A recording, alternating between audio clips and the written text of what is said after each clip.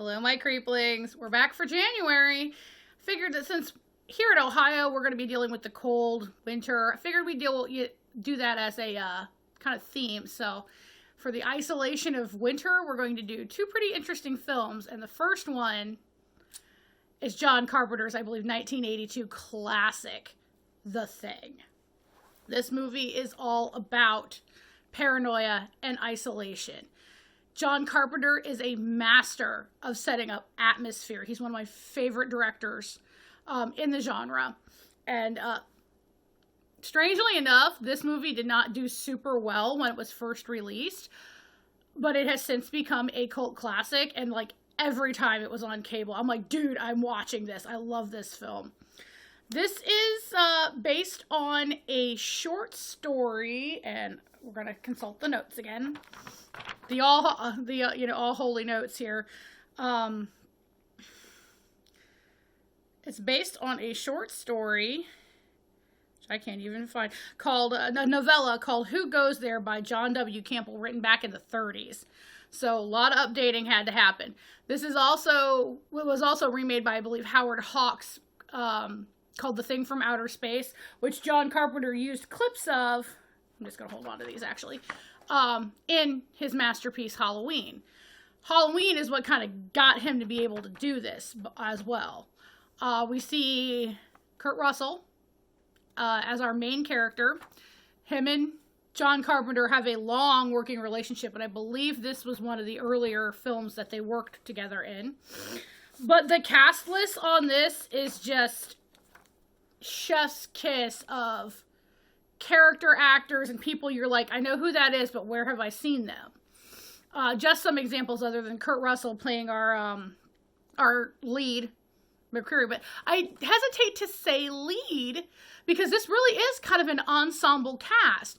This is, I believe, 7 guys, all isolated, and they all get great screen time, and they all get character development, and they all have their moments.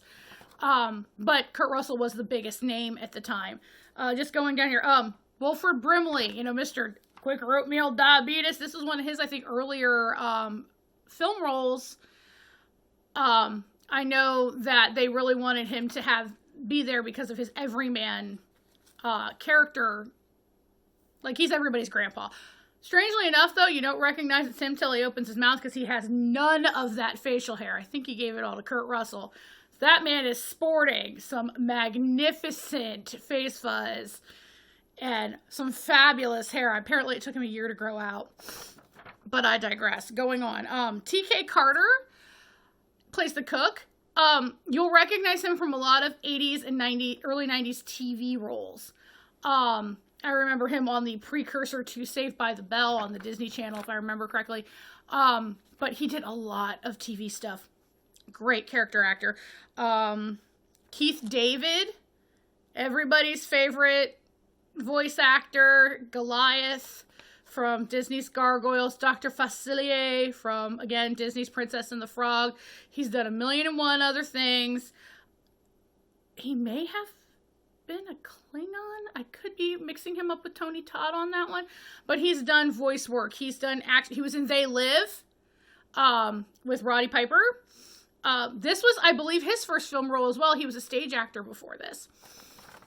Knocks it out of the park as Childs. Some of the other, the dog handler, Richard Masur. Again, I remember him from a lot of 80s TV stuff. Most notably in my mind, The Boogedy Man. They did that for a Walt Disney Magical World of Disney TV movie, and he played the dad in that, if I remember correctly. He was also adult Stan in the ABC miniseries version of It with Tim Curry. So you look at him, you hear him talk, because he does have a very distinctive voice as well. You're like, I know that guy. So there's a lot of I know that guys in here. But again, they're all great together. It was a wonderful ensemble cast. So let's just get into the story. So it is, it takes place at an Antarctic research station run by the United States in 1982. So you're going to see a lot of dated computers and equipment and things like that. That's fine. We know this is a period piece. It's period accurate because it was filmed in period accuracy. We open up after the opening credits with a dog, sled dog, running through the Antarctic, on the southern pole, not the northern pole, being chased by a helicopter. And they are shooting at the dog from the helicopter. To shorten that up, there's a Norwegian research station nearby. When I say nearby, probably like a day's walk or, half a day's helicopter flight, whatever. And they are chasing this dog, trying to kill it. There's a bit of a firefight between the American team and the last guy from the Norwegian team. The Norwegian's helicopter gets blown up, and he gets shot after he shoots one of the American team members. Flesh wound, he's fine. The dog lives, and they're trying to figure out what in the hell happened. They're bringing it up to cabin fever and all that jazz. But MacReady, the doctor, and I want to say Brimley's character go to the Norwegian research station, and they find some really weird crap. Well, the dog's free roaming on the American station. They come back with the notes from the Norwegian station and this thing that they had burnt. Well, you find out through the course of the movie the dog isn't really a dog. Okay, early trigger warning, if you are like me and you do not like seeing animals die or get hurt or whatnot, this is not the film for you. The sled dogs do not make it. They're beautiful sled dogs too. Shout out to Jed, the lead dog playing the dog thing. Beautiful. Apparently it was a wolf dog. I just cannot stress this enough that they do not make it, and there's a transformation scene that is very disgusting. I personally, as the effects girl that I am, find it to be disgusting in a good way. But if you're one of those people that you won't watch Candyman because of the dog dying, and you won't watch other shows because, animals get hurt, stay away from this one, or at least know what you're walking into. Again, I digress. So, the dog is not a dog. It is an alien that assimilates and becomes a perfect copy of whatever. In this case, it was a sled dog. So they put this sled dog with their sled dogs, and you get one of the grossest, in a good way, transformations I have ever seen from an 80s sci-fi horror flick. Rob Bottin and his crew did the effects with help from Stan Winston. Stan Winston is responsible for helping with the dog transformation. One of there's two scenes with the dog where it's all FX. Stan refused to take credit, but they did give him a thank you. Poor Rob Bottin. The stories are he lived on the Universal lot when they were filming this. He was 21 at the time. He ended up in the hospital with pneumonia and exhaustion and stuff because he threw himself into this. And you can tell. Up to this point, a lot of creature features didn't do a lot of showing everything. This film went straight into it. I don't know how many buckets of mayonnaise, creamed corn, goo, KY jelly. I don't know how much they used, but they used a lot. And it gave us some effects that still stick with me to this day. So they start to figure out that this thing can take over and mimic and absorb. And Wilford Brimley's character kind of goes off the deep end when he figures out how quickly the thing could take over the world and destroys the helicopter and the trucks and kills the sled dogs. Again, I'm sorry. I know that's disheartening to some of you. And takes out the radio. He's like, nobody gets in and nobody gets out. He's stopping this now. but without explaining it to everybody, they're like, he's gone off the deep end. Great acting by Mr. Brimley there. Mr. Diabetes himself. I know I keep saying that, but if you remember my generation, you all remember the Quaker oatmeal commercials. That's mostly what he's known for now. At least in my generation. They see that it takes over one of the team, and you get this really cool effect with these long half transformed hands and this otherworldly vocalization. The only thing that they can do with it is kill it with fire. So we have a lot of flamethrowers being used in this. So if you're a pyro person, go for it. At this point, there's so much distrust, and everyone's slowly going crazy, some more than others. At one point, they think the dog handler, the dog handler, I can't remember. I'm really bad with the names in this one. I've got them in the notes, but I don't want to keep grabbing them. So I'll probably refer to them as their titles. So that they think that at one point in time, they think the dog handler might have been taken over because he was with the dog the whole time. Then they think, Wilford Brimley's character, I think he's a chief meteorologist or metallurgist, something. He might have, and that's why he's locked in the tool shed by himself. And they start slowly kind of turning on each other. What if you're it? What if you're it? It's a masterclass in paranoia. It is absolutely amazing watching these men go through this. MacReady is Kurt Russell's character. I think I said that, but I'm just going to say it again. He kind of becomes their de facto leader when no one trusts each other, but by a little bit of brute force and a little bit of he's a natural leader. We have a scene where someone has a heart attack and they go to use the defibrillator, and we get some pretty nasty grossness. The subject having the heart attack has apparently been assimilated, and his stomach opens up with this huge, gnarly, teethy mouth and clamps over the guy doing the defibrillator, and his arms rip off. Side note, that effect was done by using a double amputee. So, shout out to the stunt guy, or the double amputee who is willing to be a stunt guy for that. I know it's hard living like that, because the world is set up for able-bodied people, and I have known a few amputees in my life, and I know that everything is harder for you. Being able to turn that into something that can make you, I don't want to say make you money, but give you a job, and shout out to you, man. Shout out to you. Just, I'm very proud of what you did. Not that, me being proud of you is a big thing in your life, but just know that I appreciate what you did and standing out there like that. And good on you, man.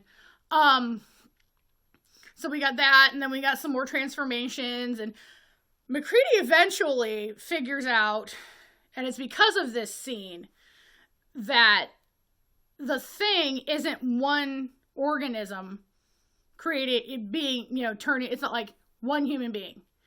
It's several microorganisms that all join together to create a facsimile of whatever it's copied.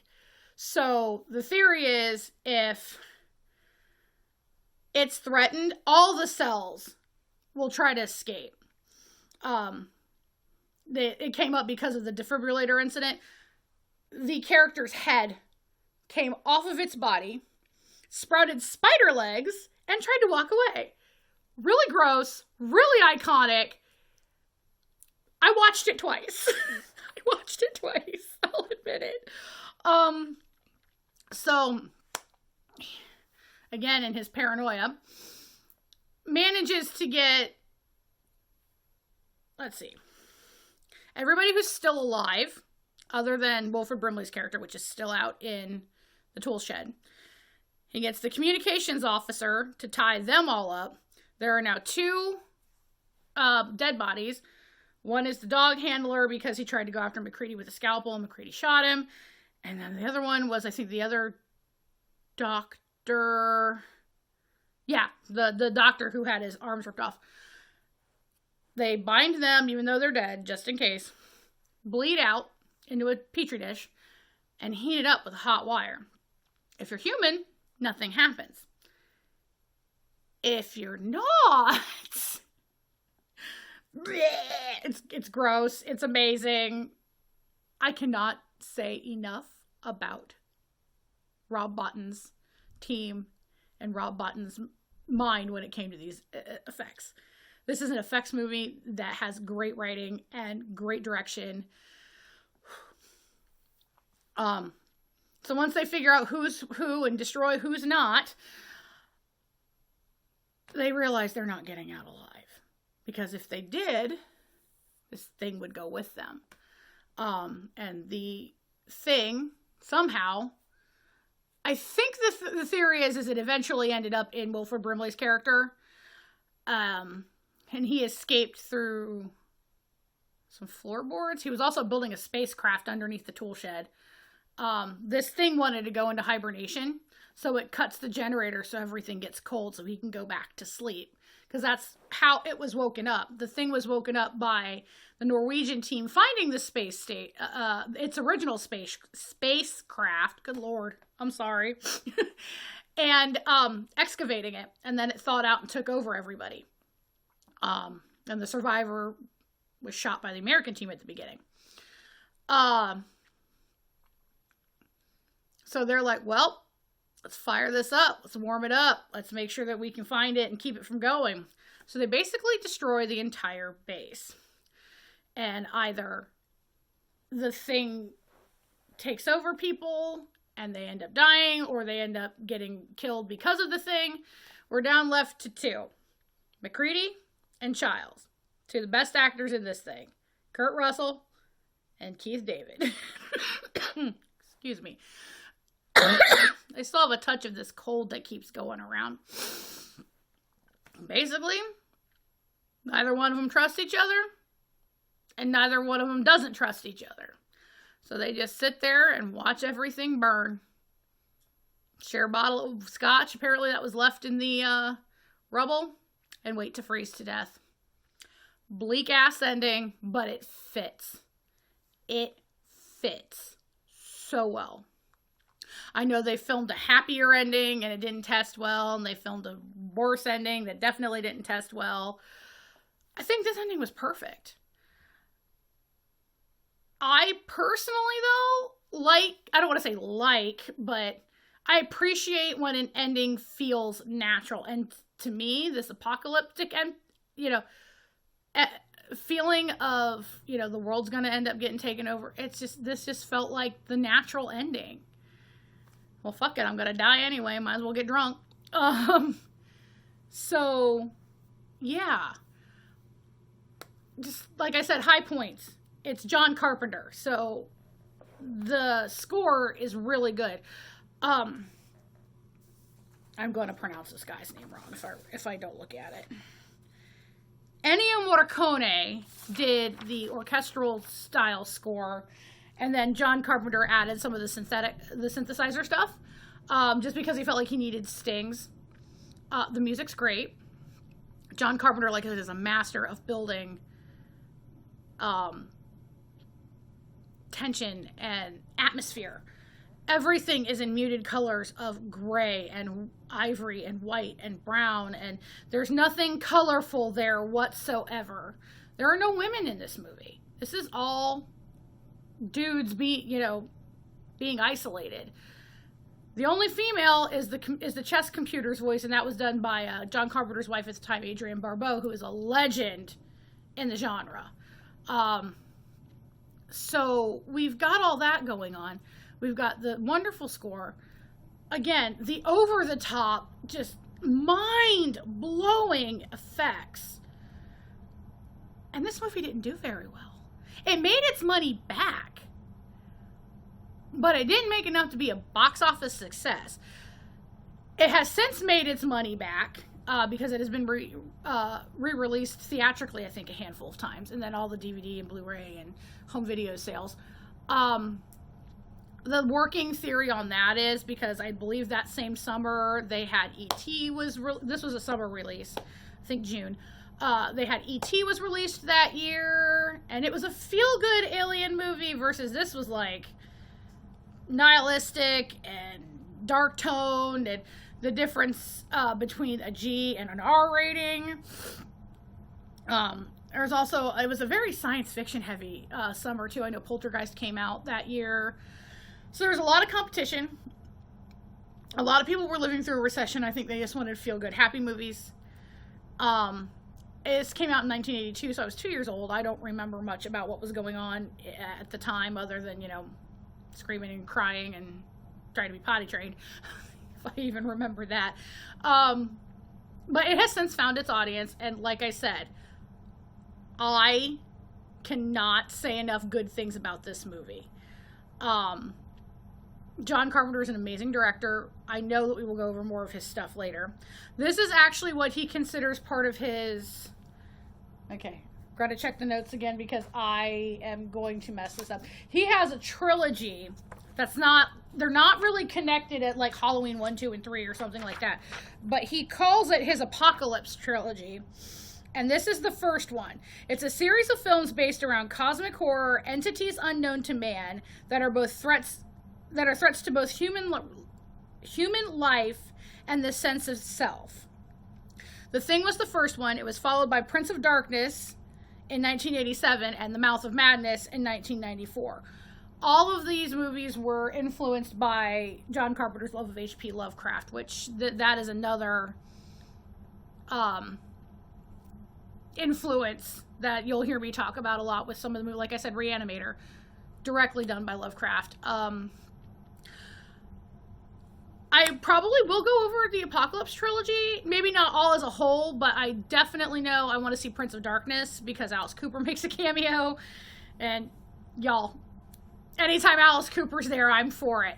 Mouth of Madness, I think I may have seen bits and pieces of. Again, there's a lot of movies I've seen bits and pieces of, but yeah, I can't praise John Carpenter enough. Even what are considered his duds, there's always something to look forward to. But some of his highlights are like Christine, an adaptation of a Stephen King film, which I know eventually we will talk about. Big Trouble in Little China. Oh, I love Big Trouble in Little China. That movie is pure fun. And then there was Ghosts of Mars, which a lot of people didn't like. I remember seeing it in a second run theater with my husband. I'm like, that wasn't that bad. Then John Carpenter's Vampires is another one that I absolutely loved, that I don't know that it did really, really well. But again, the man has got a vision and he can usually follow through on it. And of course, Halloween is the big one. I was going to do that back in October before I got really sick. So look forward to it this next season. But yeah, I mean, this is one that you want to sit and watch in the dark by yourself or with like-minded people. Get that popcorn, get those M&Ms or Whoppers or Milk Duds, whatever. If you can see this on the big screen, I highly suggest it. I have not had the chance to yet, but if I ever do, you better bet I'm going to be paid. Just take my money. I'll sit in the back of the theater because that's my preferred method of doing things, and just be scared out of my mind in a good way. So John Carpenter's The Thing. Definitely watch this, although be warned, animals do not survive. I love how it's like I have to tell people that the animals don't survive. We don't care about the people. It's the animals that we're worried about. But sometimes, animals are better than people. I was going to say something else, but it kind of escaped me. So yeah, watch it. Great film. John Carpenter, amazing director. I will never stop singing his praises as a director. Solid cast list. If you want to see a young Keith David, a very hairy Kurt Russell, Wilford Brimley without his facial hair. If you want to see an effects fest, totally worth your time. I would never ask for my money back for this one. So on that note, I'm going to say thanks for sticking with me again. I know that the uploads have been slow. I'm just kind of getting back into this. I'm hoping that soon enough I can go to doing a weekly instead of a bi-weekly. There's a lot of movies I want to watch and talk to you guys about. There may also be a surprise in March. I'm not going to say that I'm actually 100% able to do it. And this might be the most chaotic video I have ever done ever. But there is talk of us, being me and my husband and maybe another friend, of going back to the convention scene and hitting Horror Hound this year. So wish me luck, guys. Because I really want to do this. I miss going to conventions. And Herbert West is going to be there. Yes, we have Jeffrey Combs is supposed to be there unless he cancels. Same thing with Barbara Crampton. All three Raimi boys are supposed to be there. So you've got Sam, the director. Ivan's coming out, and he doesn't usually do cons because he's got a real job, guys. He's a doctor. And of course, the lovely baby of the family, Ted. There's a bunch of other ones from a lot of newer movies too. So I haven't checked it recently because I didn't want to get my hopes up, but it looks like we might be able to do it. So if you believe in praying or sending good vibes, please send them my way so that I can make this happen and maybe make a really cool video for you guys. So I've been rambling on for about half an hour now. Not quite, but getting there. So again, thank you so much for sticking with me and being interested, and any feedback, any comments. If there's a movie you really want to see me watch and talk about, comments are great, guys. And anybody that came from Twitter, thank you so much. I don't post over there all that often. Usually it's just when I put a video up or some random comment. So thanks for jumping over and taking a look at this. This is a hobby, but I'd like to share it with people. So on that note, I'm going to be done rambling, and I'm just going to say good night, my creeplings, and I'll see you next time. Bye.